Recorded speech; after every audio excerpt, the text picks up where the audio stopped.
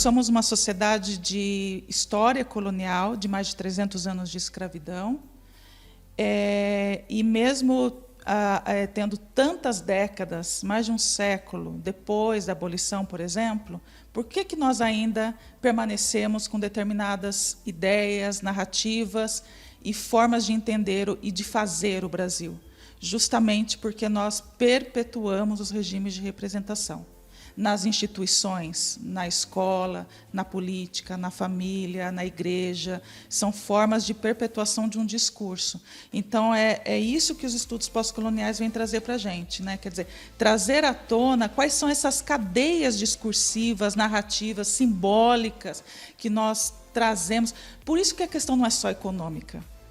A questão não é só assim, se recebe ou não auxílio do governo, né, se o Brasil está bom economicamente ou não, porque tem uma base ética e moral, né, e afetiva no Brasil, né, ou nas realidades atravessadas pelo colonialismo.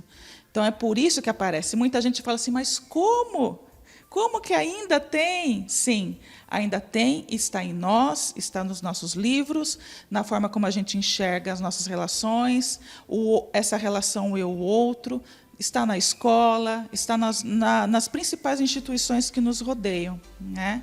Nós aderimos a esses discursos e nós, ao mesmo tempo, reproduzimos esses discursos de uma maneira muito naturalizada. No entanto, os estudos pós-coloniais também nos ajudam a perceber que sempre na história, em toda a história, sempre teve movimentos de resistência. Sempre teve aquelas vozes contrárias aos regimes de representação. No caso do Brasil, a gente vê a tentativa, por exemplo, de termos mais representantes da nossa diversidade.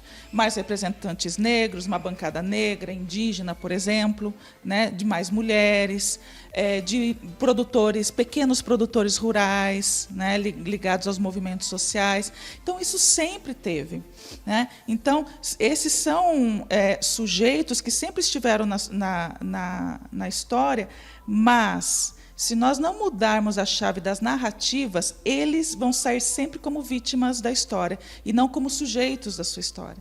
Então, os estudos pós-coloniais eles nos ajudam a isso também. Falar, opa, tem existência. Para além dessas narrativas, tem outras existências que precisam vir à superfície, serem respeitadas e serem não tratadas sempre como aquele outro, aquele sujeito que não alcançou os ideais universais da modernidade. Não, ele está aqui, ele faz diferença, ele tem voz, ele representa uma diversidade historicamente dada no Brasil, né?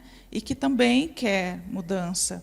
Tá? Então, o que nós temos no Brasil? Nós temos ainda permanências, mas também nós temos movimentos de mudança.